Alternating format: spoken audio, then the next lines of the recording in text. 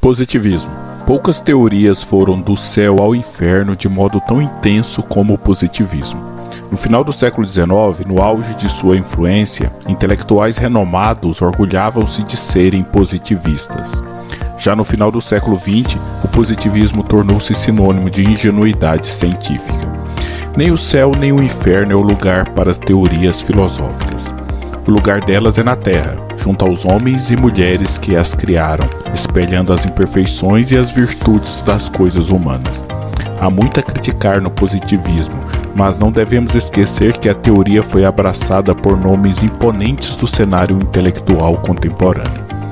Auguste Comte, John Stuart Mill, Emile Durkheim, Karl Popper, Herbert Spencer, Thomas Kuhn, Jeremy Bentham, Karl Rempier, Ernest Nagel, dentre outras eminências. Há um pouco de positivismo até nos maiores críticos da teoria, Karl Marx e Max Weber. As principais características do positivismo são identidade de método entre as ciências humanas e as ciências naturais, apregoando uma unidade epistemológica entre todas as ciências. Existência de leis gerais na sociedade humana que são invariáveis e independentes da vontade e ação dos homens. Separação entre o sujeito e o objeto, o que fundamenta a existência de uma neutralidade absoluta do cientista na produção do conhecimento. Apesar do termo positivismo ter sido uma criação do francês Auguste Comte, as suas premissas surgiram bem antes, ainda no século XVII, quando Descartes colocou o método matemático como referência para a filosofia e epistemologia científica. O positivismo é um filho legítimo do iluminismo, mas como os filhos não são exatamente iguais aos pais, há sensíveis diferenças entre as duas matrizes teóricas. O iluminismo é a expressão de uma burguesia revolucionária, lutando por subverter a ordem social aristocrática. O positivismo foi abraçado por uma burguesia conservadora, que defendia a ordem social liberal. Os iluministas pensavam o progresso em termos de liberdade humana, lutando pela emancipação dos indivíduos de todas as amarras que sufocavam a sua autonomia intelectual. Já o positivismo defendia o progresso como ordem, acreditando na evolução crescente da tecnologia e da economia, mas defendendo a submissão dos indivíduos às instituições e às normas sociais. O lema de Comte era o amor por princípio, a ordem por base, o progresso por fim. E parece que já havia esse negócio de ordem e progresso em algum lugar. O iluminismo contestava a ordem social e legitimou a Revolução Francesa. Já o positivismo defendia o status quo e alinhava-se perfeitamente ao pensamento conservador da Restauração. Como quase todas as ideologias conservadoras, o positivismo interpretava a sociedade organicamente. Os braços e as pernas representavam as classes trabalhadoras, a cabeça representava a burguesia industrial e o cérebro representava os cientistas. O ponto de convergência maior entre o iluminismo e o positivismo é a crença de que era possível encontrar leis gerais que desvendassem o funcionamento da sociedade humana. Os iluministas sonhavam que um dia aparecesse alguém que descobrisse a mesma regularidade do funcionamento da sociedade que Newton descobriu no mundo da natureza. Auguste Comte se apresentou então como novo Newton, oferecendo precisão, objetividade, capacidade de generalização aos estudos humanos. Outro positivista famoso, Herbert Spencer, apresentou-se como o novo Darwin das humanidades, aplicando a teoria da evolução aos assuntos humanos.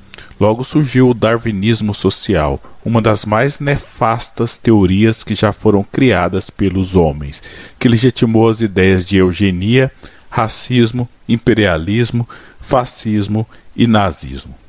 Como todas as grandes teorias, o positivismo possui uma filosofia da história. Auguste Comte era uma personalidade megalomaníaca e se considerava o profeta que iria salvar a Europa da decadência. Na sua visão, o Ocidente estava em anarquia espiritual, principalmente por causa da Revolução Francesa, e o positivismo era, ao mesmo tempo, o diagnóstico e a cura dessa doença. O seu pessimismo em relação ao presente alimentou o seu otimismo quanto ao futuro da humanidade.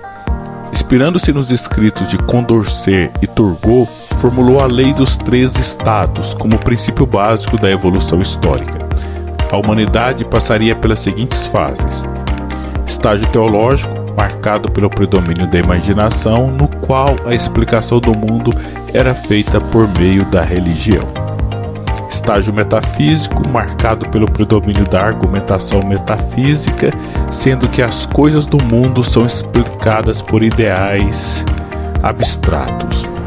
Estágio positivo, marcado pelo predomínio da observação, em que o mundo é explicado pela ciência.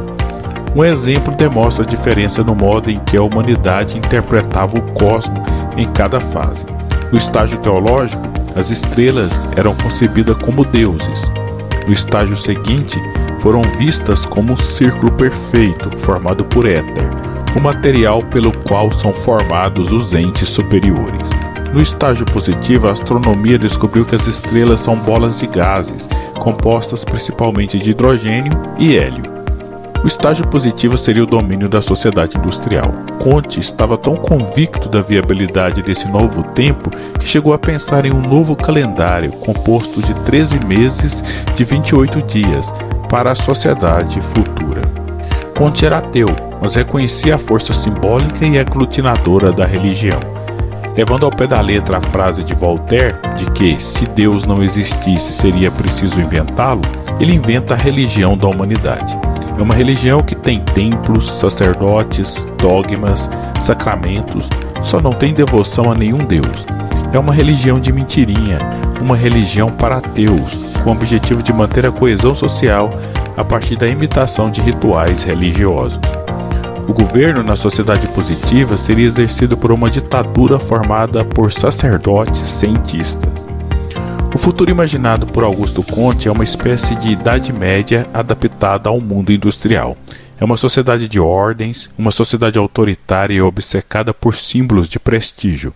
Com base nessa semelhança, Collingwood afirmou que o positivismo era a filosofia a serviço das ciências da natureza, da mesma forma que, na Idade Média, a filosofia estava a serviço da religião. O positivismo influenciou enormemente o trabalho dos historiadores, mas é raro encontrar um historiador inteiramente positivista.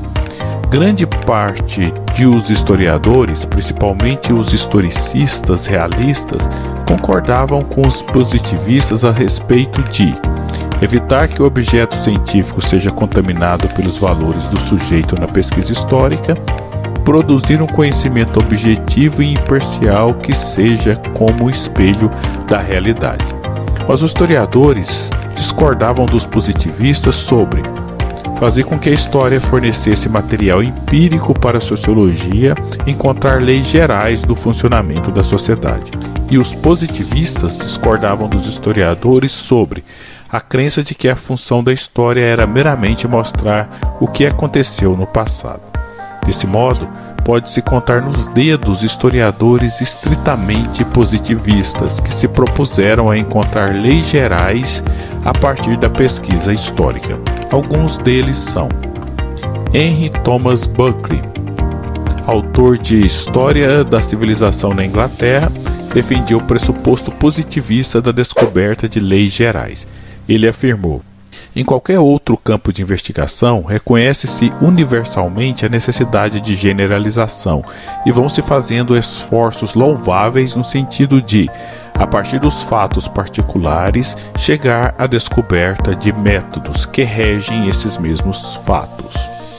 Uma dessas leis históricas que Buckley afirma ter descoberto foi a de que o meio natural influencia o formato da sociedade. Para ele, lugares que têm uma natureza muito imponente e exuberante faz com que os povos tenham uma imaginação distorcida e acreditem em superstições. Claramente, Buckley está usando essa teoria para legitimar o sucesso da Europa diante dos povos africanos e sul-americanos. Numa Denis Fustel de Coulanges, autor da Cidade Antiga, um conhecido livro que analisa o papel da religião no mundo antigo. Para Coulanges, a religião era a chave para determinadas mudanças históricas. Ele afirmou: fizemos a história de uma crença. Estabelece-se a crença, constitui-se a sociedade humana. Modifica-se a crença, a sociedade atravessa uma série de revoluções. A crença desaparece, a sociedade muda de aspecto. Esta foi a lei dos tempos antigos. Como um bom positivista, acreditava que a história era uma ciência tão objetiva como a física ou a geologia, afirmando que não sou eu que falo, é a história que fala através de mim. Joseph Ernest Renan, autor do famoso A Vida de Jesus, era um dos maiores defensores do pensamento positivista. Afirmou: a ciência, e somente a ciência pode dar à humanidade aquilo sem o qual não pode viver, um símbolo e uma lei. Defendia assim como Comte que a religião do futuro seria o humanismo, o culto a tudo que pertence ao homem. O Brasil também teve seus positivistas. Um dos que levou mais a sério as ideias de Comte foi o médico baiano Raimundo Nina Rodrigues, autor do livro Os Africanos no Brasil. Ele foi um dos mais destacados defensores do racismo científico para explicar a sociedade brasileira. Nina Rodrigues, mesmo sendo mulato e frequentador de terreiros de candomblé, por causa do seu positivismo, defendeu a inferioridade racial dos negros brasileiros. Afirmou: os destinos de um povo não podem estar à mercê das simpatias ou dos ódios de uma geração. A ciência não conhece estes sentimentos. Está no seu pleno direito, exercendo livremente a crítica e a estendendo com a mesma imparcialidade a todos os elementos étnicos de um povo. E foi, lamentavelmente, mais longe ao afirmar que os negros eram responsáveis pelo atraso da nação brasileira. Enfim, o positivismo deixou marcas profundas no cenário intelectual contemporâneo e influenciou os estudos históricos. Ele pertenceu a um tempo em que a confiança incondicional na ciência serviu para justificar os maiores absurdos ideológicos. Olá! Se você gosta desse tipo de vídeo, você é uma pessoa diferenciada e inteligente. Então, venha fazer parte do clube, inscreva-se no canal. Eu sou o professor Eliezer e agradeço pela atenção.